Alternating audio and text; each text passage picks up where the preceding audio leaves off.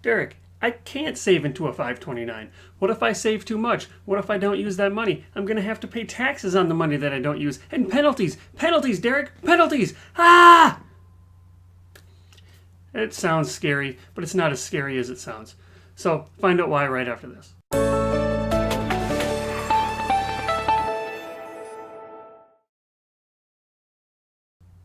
Hey, Derek Hagan here. I started the Money Health blog to give you the tools that you need to increase your financial health.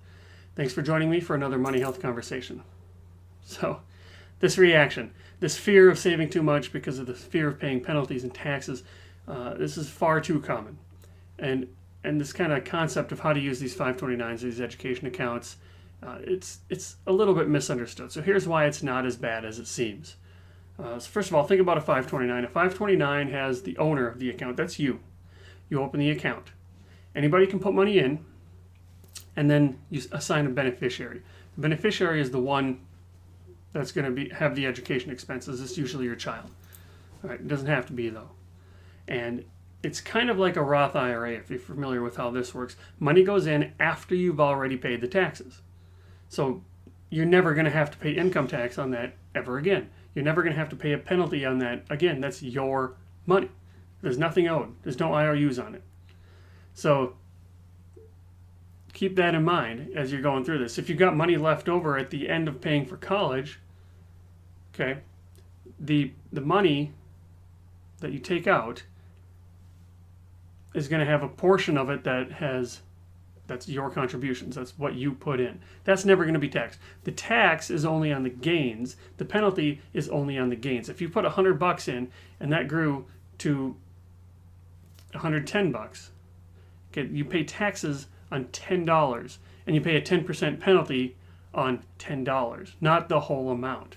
So I think that's often misunderstood. So another thing that people worry about is what happens if my child gets a scholarship. Okay, I feel like this is bittersweet. On one hand, I don't have to pay for college. On the other hand, I got to pay taxes and penalties and all this stuff. Well, that's not true.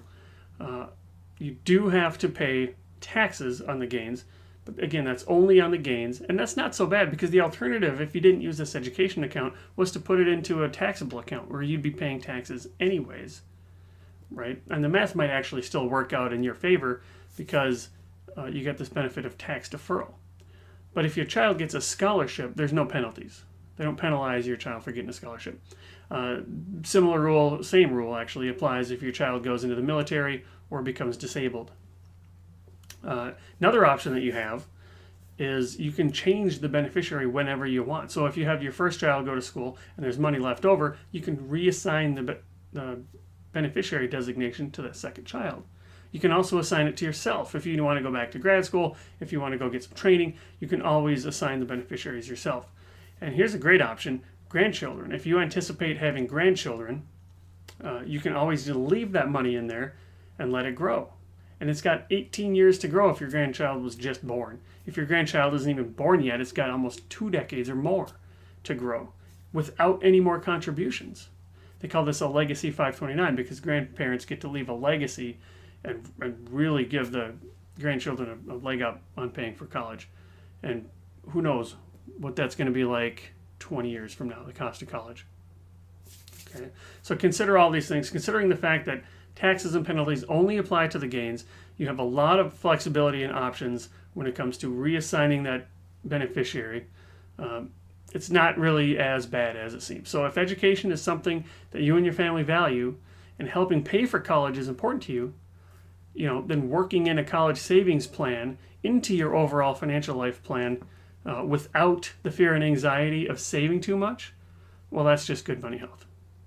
Thanks again for joining me today. If you like what you saw, please hit like, share, and consider subscribing. You can learn more at Money Health blog. There you can sign up to join the Money Health community and get a free Money Health toolkit, as well as new updates every week.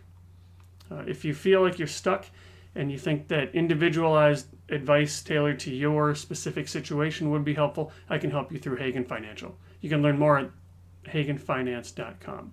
So thanks again for being with me, and I'll see you.